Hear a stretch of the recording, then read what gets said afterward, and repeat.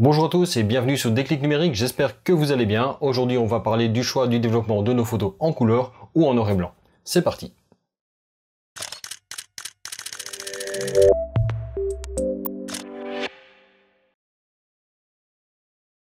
Le choix du développement en couleur ou en noir et blanc d'une photographie intervient bien sûr en photo numérique, puisqu'à part quelques exceptions, la plupart des appareils photo captent forcément les photos en couleur. Et donc c'est au niveau du développement que l'on va pouvoir choisir si on décide d'en faire une photo noir et blanc ou une photo couleur. Deux manières de faire, soit on emploie le traitement interne de l'appareil, soit on emploie un logiciel externe pour pouvoir traiter notre photo. Peu importe la manière utilisée, c'est pas l'intéressant ici, la question est de voir pourquoi est-ce que dans certains cas on pourrait vouloir traiter une photo en noir et blanc ou en couleur. Et donc mon but ici est simplement de voir ce que la couleur ou le noir et blanc apporte à nos photos. Alors avant de rentrer dans cette comparaison, je voudrais juste éclaircir un point. Ici je ne vais pas vous dire qu'il faut faire du noir et blanc ou de la couleur, c'est votre choix, c'est vous qui décidez, personne d'autre à part vous peut faire ce choix. Pour moi, le premier critère, c'est le critère le plus subjectif possible, c'est-à-dire que vous ayez décidé de shooter en noir et blanc ou en couleur, parce que c'est le but de votre projet, parce que c'est comme ça que vous voulez, par exemple, faire une série photo, c'est comme ça que vous avez décidé de rendre la scène. Il y a bien sûr le côté humain, on va simplement dire, ok, depuis le départ, je décide de shooter en couleur ou en noir et blanc, et à ça, forcément, il n'y a rien à dire de plus, c'est un choix purement personnel, qui est une intention que l'on met dans ces photos, et donc, il n'y a rien à discuter là-dessus. Par contre, si comme moi vous faites de temps en temps du noir et blanc et de temps en temps de la couleur, ça peut parfois être intéressant de voir dans quel cas l'un est plus adapté ou l'un est plus utile que l'autre, et donc de voir quels sont les différents éléments que chacun apporte à vos photos. Mais avant de passer à ça, je voudrais quand même attirer votre attention sur une chose. Pour moi, de mon point de vue, la lumière c'est un élément, la couleur en est un autre. Ce sont deux éléments qui peuvent se compléter, mais qui peuvent également se nuire l'un à l'autre dans une photographie. Ça paraît peut-être un peu contradictoire à dire, mais je vais essayer de vous montrer ça par un exemple, peut-être un peu grossier, mais juste pour bien vous illustrer mon propos. Prenez par exemple cette image. Ici, vous voyez que là, il y a du texte qui est simplement un gris clair sur un gris foncé, et dans Photoshop, j'ai simplement mis des taches de couleur dedans.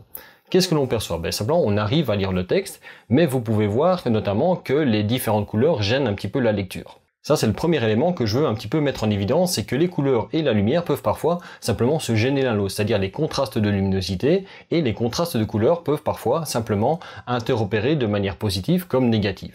Maintenant, je voudrais aussi attirer votre attention sur un élément, c'est l'importance des couleurs dans la scène. Est-ce que vous arrivez clairement à dire quelle est la couleur la plus claire, quelle est la couleur la plus foncée? Il faut bien se dire que l'information de couleur n'est pas forcément directement liée à la luminosité de celle-ci. Parfois, on peut totalement être trompé par rapport à ça.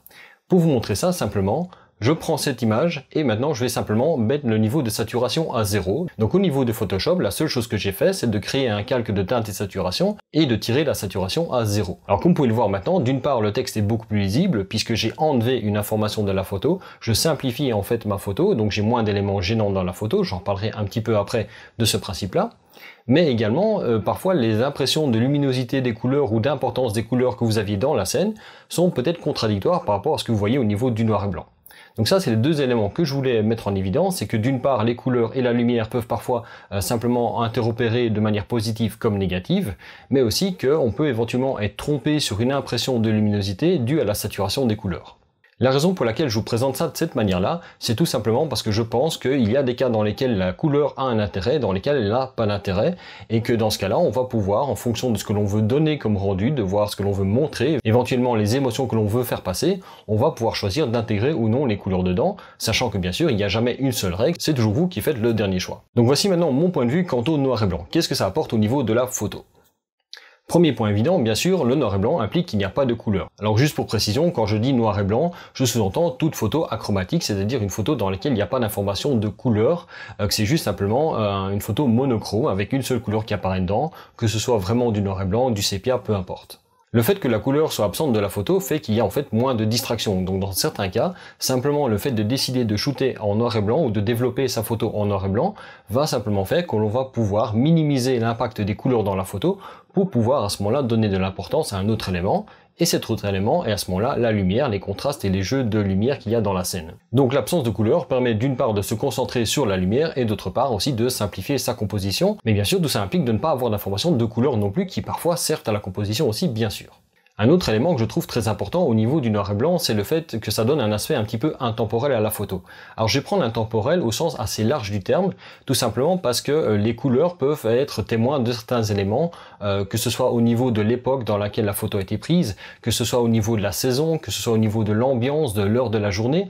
les couleurs apportent dans ce cas-là une information qui va permettre de repositionner une photo sur une ligne du temps et de pouvoir savoir éventuellement si c'est une photo qui a été prise dans les années 70 ou dans les années 80 ou dans les années 90, on va pouvoir avoir des informations qui vont être par exemple de l'ordre du témoignage de la mode vestimentaire de l'époque, qui vont être de l'ordre de la température ambiante, parce que par exemple si vous faites une photo simplement à un coucher de soleil, les couleurs d'un coucher de soleil en été ou en hiver ne sont pas du tout les mêmes et du coup ça donne une information sur l'atmosphère qu'il y avait à ce moment-là.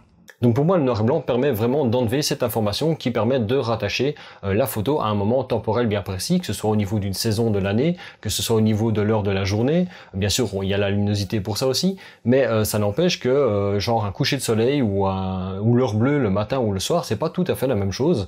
Ces couleurs permettent à ce moment-là de les rattacher à un moment bien précis. Si vous enlevez la couleur, on ne peut plus la situer dans le temps. Ça veut dire qu'on ne se concentre plus à ce moment-là sur le côté temporel de la photo, mais sur le reste de la photo.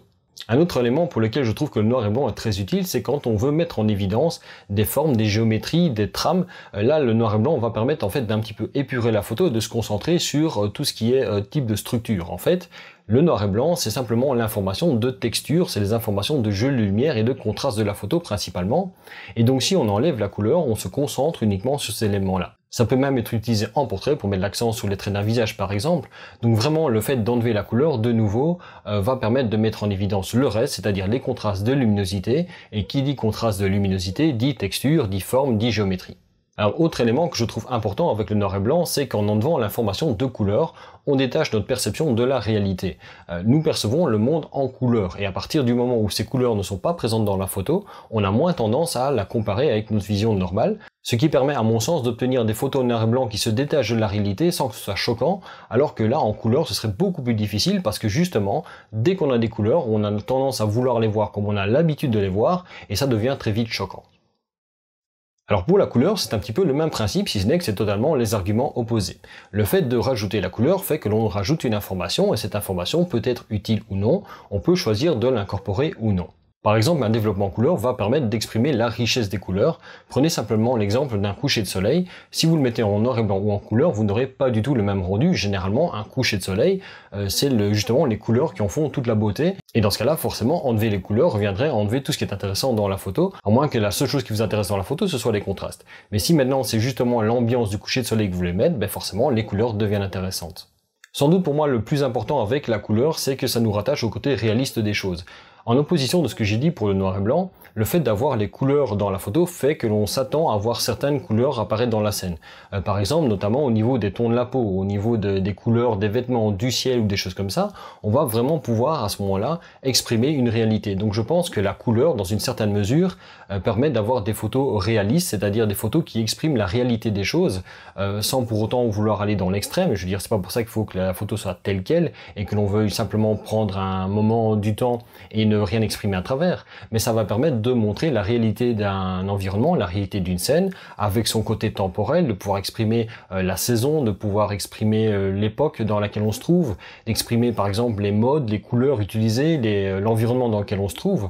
Les couleurs permettent donc justement de retranscrire tout l'environnement d'un point de vue couleur et donc l'ambiance dans laquelle on se trouve. Alors, autre élément important, c'est que les couleurs permettent d'apporter un nouveau type de contraste, le contraste de couleur. Vous pouvez comme ça faire des photos où des éléments se détachent non pas par la luminosité, mais simplement par leur couleur. Alors que simplement d'un point de vue luminosité, ces éléments seraient totalement égaux. Vous pouvez comme ça avoir une photo dans laquelle des éléments se détachent. Donc par exemple, comme dans cette photo, avec le blason qu'il y a sur le bouclier du jouteur, vous voyez qu'il y a une opposition entre le rouge et le vert. À partir du moment où on enlève les couleurs, on perd cette opposition de couleurs et on perd justement ce contraste de couleurs qui rendait la photo lisible.